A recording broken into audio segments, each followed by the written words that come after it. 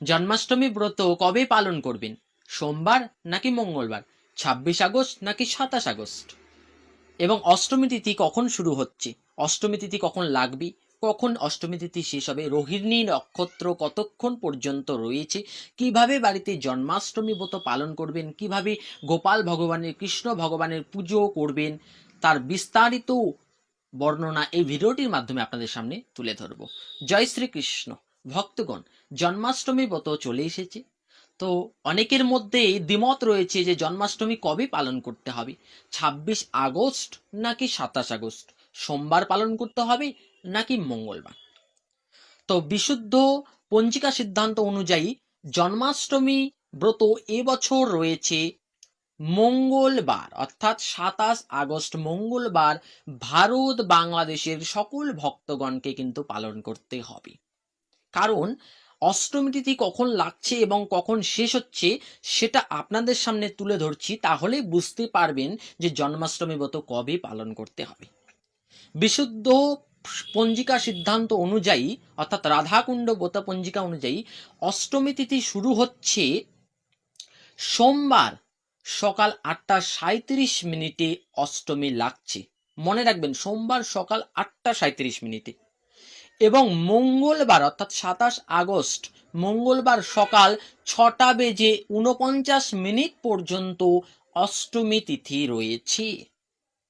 তো লক্ষ্য করুন, সোমবার সকাল 8টা 37 মিনিটে লাগছে, অর্থাৎ সোমবার কিন্তু ব্রহ্ম মুহূর্ত স্পর্শ করছে না। অষ্টমী তিথি সোমবার কিন্তু ব্রহ্ম মুহূর্ত স্পর্শ করছে না, যার জন্য সোমবার কিন্তু ব্রত পালন করতে হবে না। তো ব্রত কবে পালন করতে হবে? মঙ্গলবার। কেন? কারণ মঙ্গলবার ব্রহ্ম মুহূর্ত সূর্যোদয় স্পর্শ করছে। কারণ মঙ্গলবার সকাল 6টা 49 মিনিট পর্যন্ত অষ্টমী তিথি রয়েছে, আর এই তিথিটা কিন্তু সূর্যোদয় এবং ব্রহ্ম মুহূর্তকে স্পর্শ করছে, যার জন্য মঙ্গলবার কিন্তু জন্মাষ্টমী ব্রত পালন করতে হবে। এবং রোহিণী নক্ষত্র রয়েছে মঙ্গলবার রাত্রি 8টা 33 মিনিট পর্যন্ত। আপনারা সকলেই পঞ্জিকায় দেখতে পারবেন 8টা বেজে 33 মিনিট পর্যন্ত রোহিণী নক্ষত্র রয়েছে।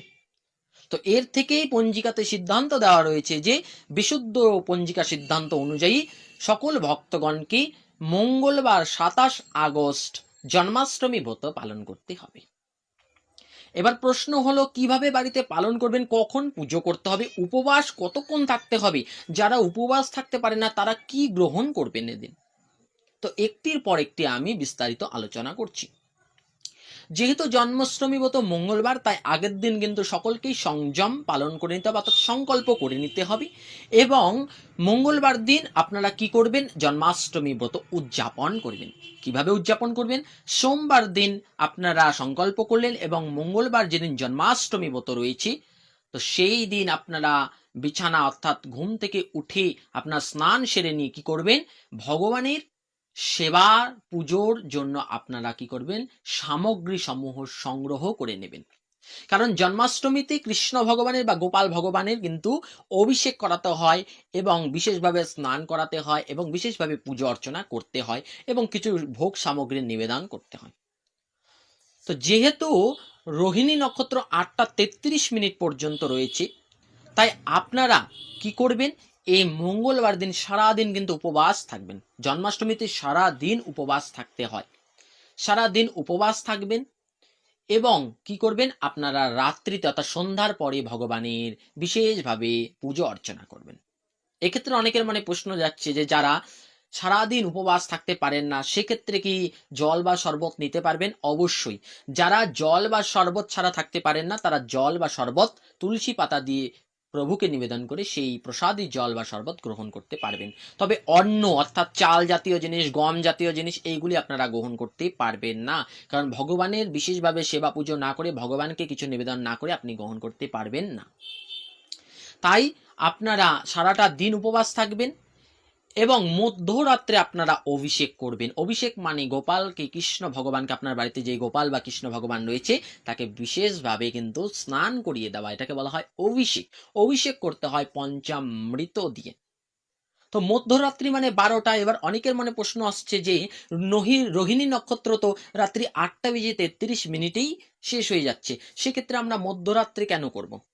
কারণ ভগবান শ্রীকৃষ্ণ কিন্তু মধ্যরাত্রে আবির্ভূত হয়েছিলেন, ভগবান কৃষ্ণের আবির্ভূত, তাই মধ্যরাত্রেই অভিষেক করতে হয়। তো আপনারা যদি চান যে রোহিণী নক্ষত্র থাকাকালীনই আমরা অভিষেক করব, সেক্ষেত্রে আপনারা 6টার পরেও, সন্ধে 6টার পরেও আপনারা অভিষেক করতে পারবেন।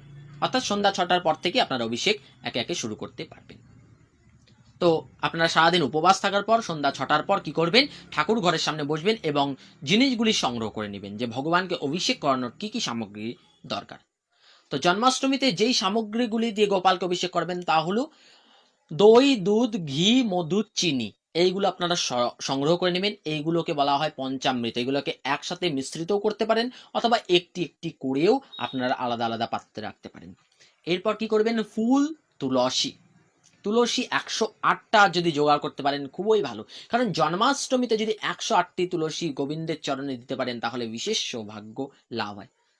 তো 108টি তুলসী আপনারা জোগাড় করতে পারেন, আর যদি 108টি নাও পারেন কমপক্ষে হলেও আপনারা 8টি জোগাড় করুন।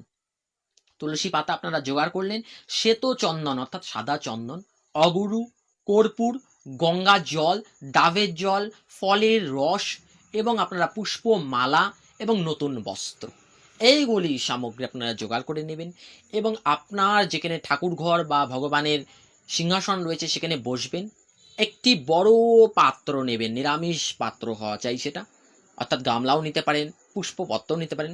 সেটাতে কি করবেন, আপনারা চন্দন দিয়ে অষ্টদল পদ্ম অঙ্কন করবেন, 8টি পাপড়িযুক্ত পদ্ম অঙ্কন করবেন এবং তার মধ্যে তুলসী, মিডিলে তুলসী পত্র রেখে দেবেন এবং সেখানে ক্লিং লিখে দেবেন, ক্লিং বীজ, ক্লিং লিখে দেবেন এবং তার মধ্যে তুলসী পাতা, ফুল দেবেন এবং গোপালকে সেখানে একটি ছোট্ট সাদা কাপড় পরিয়ে সেখানে বসাবেন।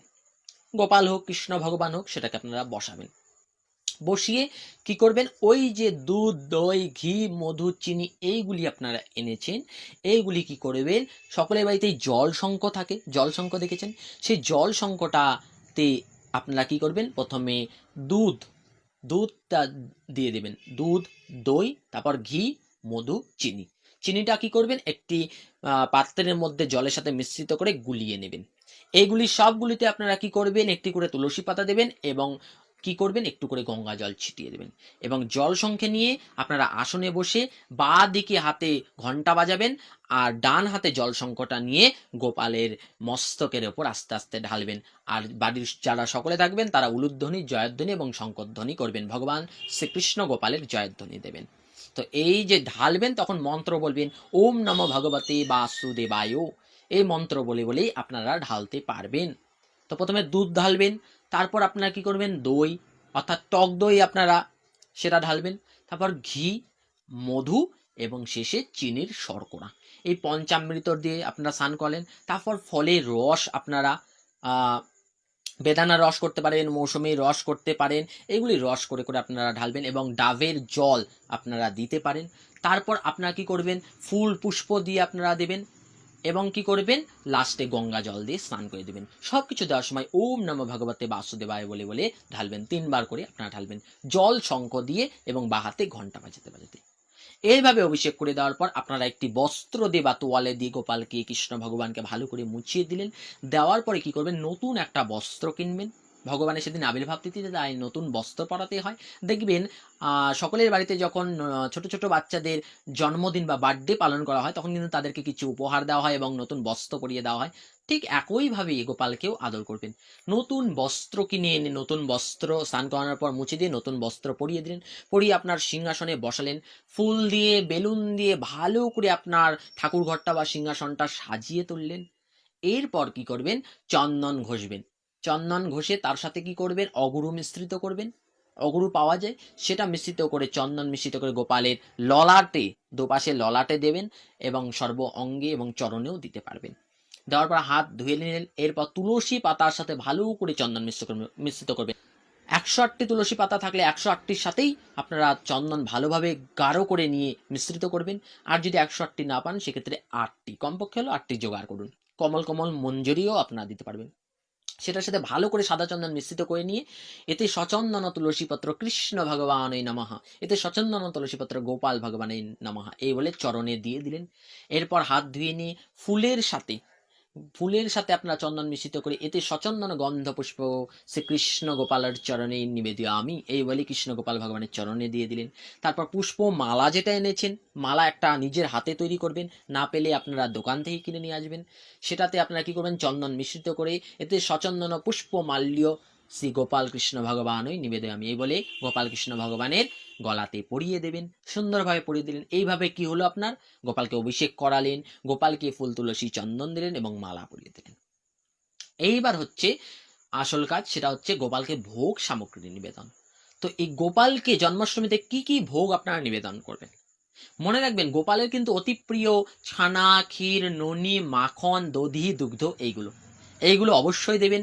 মিষ্টি, ফল, লুচি, তালের বড়া এবং তাল জাল এবং অন্ন জাতীয় বিভিন্ন সামগ্রী আপনারা গোপালকে নিবেদন করতে পারবেন। অনেকে বলছে কি অন্ন কি নিবেদন করা যায়? হ্যাঁ, ভগবানকে অবশ্যই নিবেদন করতে পারবেন, কিন্তু সেই প্রসাদটা আপনি সেদিন পেতে পারবেন না, আপনাকে পারণের দিন সেই প্রসাদটা কিন্তু নিতে হবে, কারণ উপবাস রয়েছে, তাই অনুকল্প প্রসাদ গ্রহণ করতে পারবেন।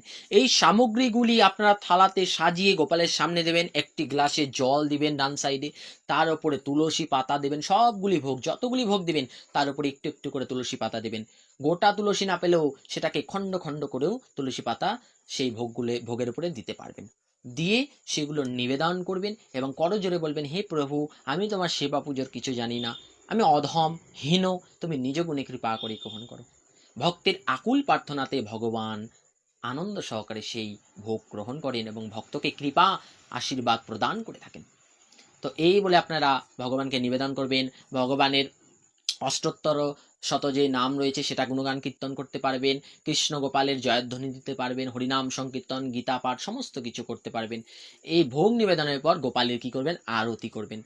আপনারা সন্ধ্যের পর থেকে এইগুলি কার্যক্রম একে একে শুরু করতে পারবেন। বাড়ির সকলকে নিয়ে ঠাকুর ঘরে বসে আপনারা আনন্দ সহকারে করবেন। আপনারা আরতি করবেন, কি দিয়ে আরতি করবেন? পঞ্চ প্রদীপ দিয়ে আরতি করবেন। তারপর গন্ধ যেটা ধূপ রয়েছে, যেটা ধূনা রয়েছে সেটা দিয়ে আরতি করবেন। এবং আপনারা কি করবেন, জল শঙ্খ, তারপর নতুন বস্ত্র অর্থাৎ নববস্ত্র, যেটাকে শুদ্ধ বস্ত্র বলা হয়, অর্থাৎ একটি তোয়ালে দিয়ে আরতি করবেন, ঘন্টা বাজাবেন, দাঁড়িয়ে দাঁড়িয়ে কিন্তু আরতি করবেন।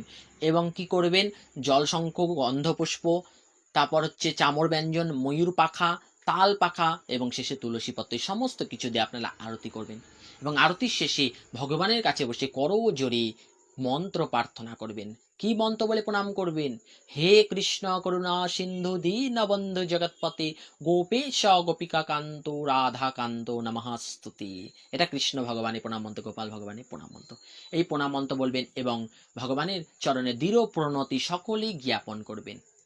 এইভাবে জন্মাষ্টমী ব্রত পালন করবেন। এবং শেষে এবার অনেকের মনে প্রশ্ন হচ্ছে যে আমরা কি এদিন গ্রহণ করব।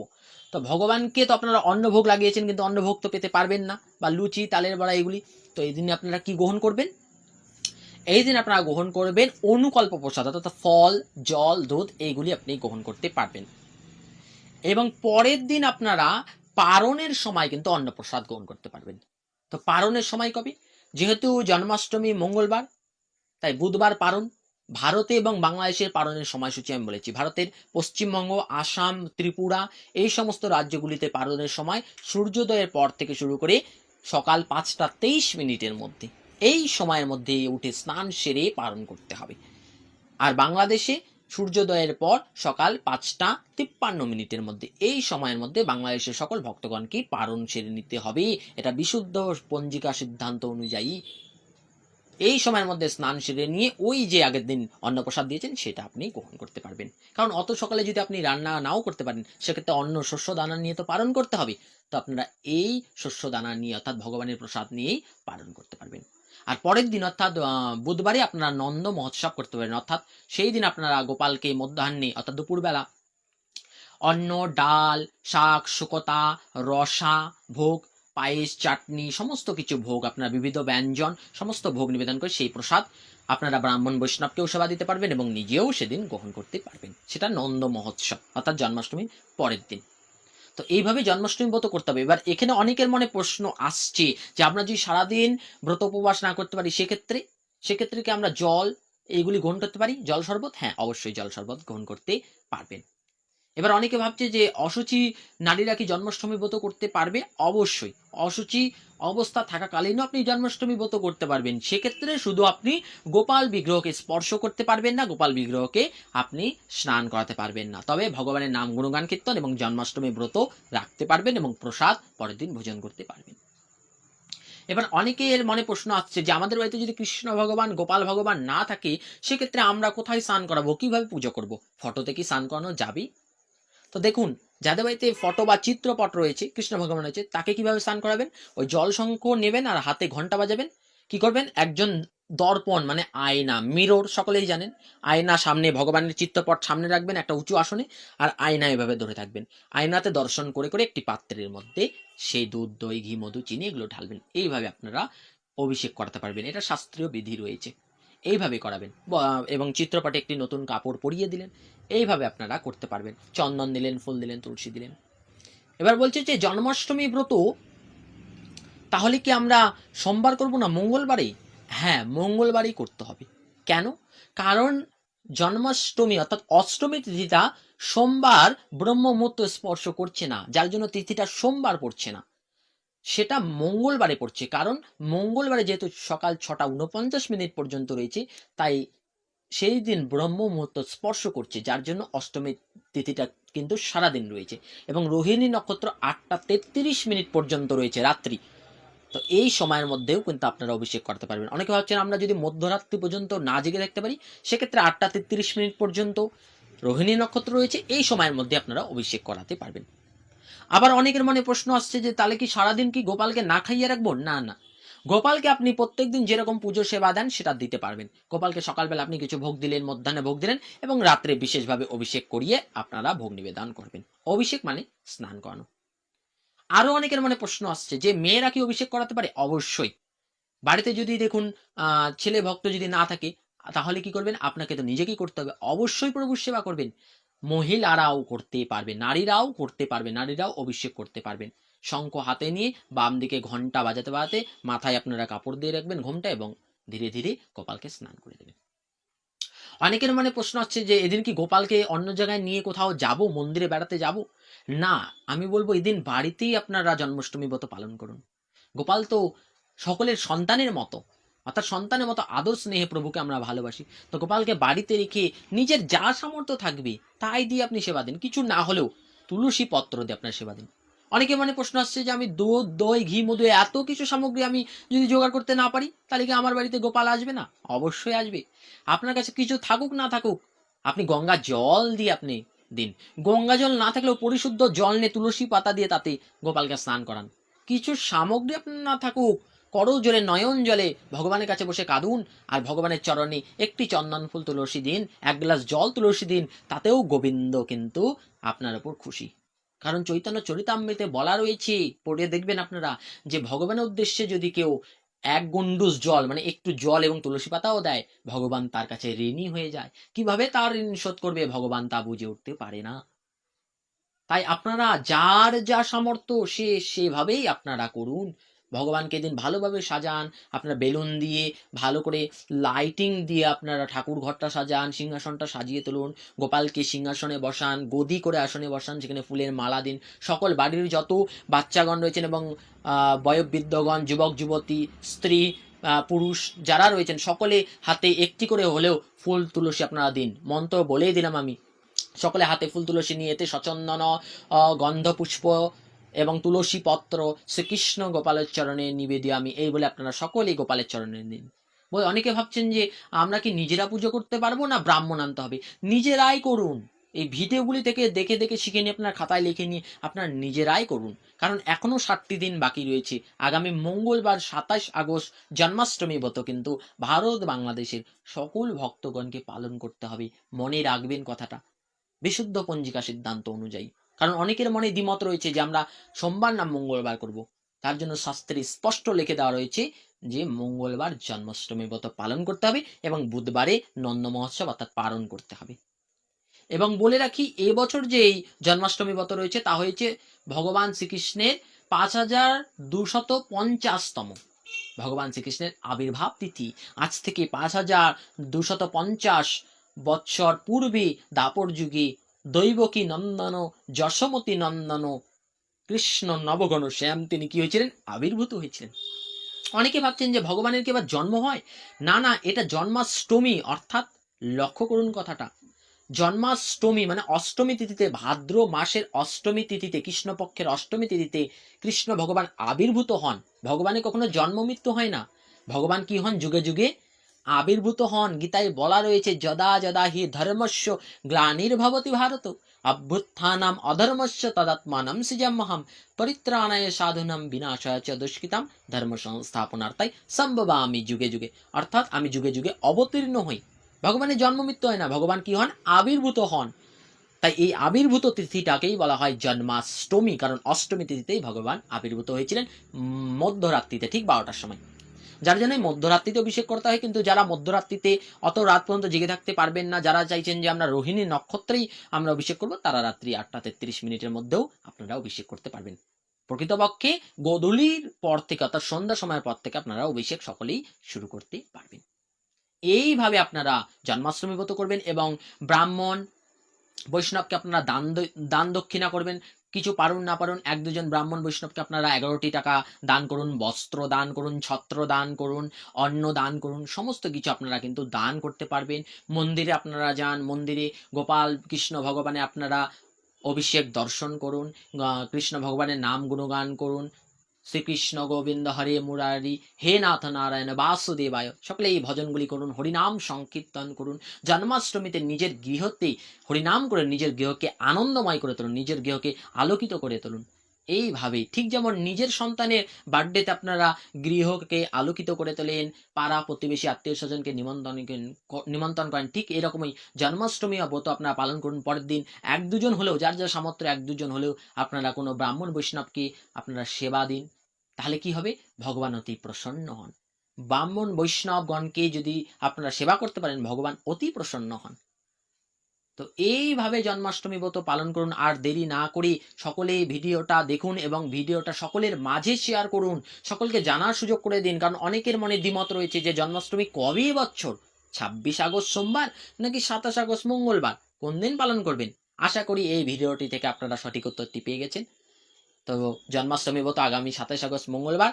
তাই সকলের মাঝে জানিয়ে দিন, সকলকে জানার সুযোগ করে দিন, ভিডিওটা সকলের মাঝে শেয়ার করে দিন এবং আমাদের মধুর কৃষ্ণ কথা চ্যানেলকে সাবস্ক্রাইব করে আমাদের পাশে থাকুন, যাতে সঠিক তথ্য আপনাদের সামনে সবসময় তুলে ধরতে পারি। এবং বাড়িতে সকলে মিলে জন্মাষ্টমী ব্রত পালন করুন, ভগবানের কৃপা আশীর্বাদ লাভ করুন এবং নিজের জীবনকে ধন্য করে তুলুন।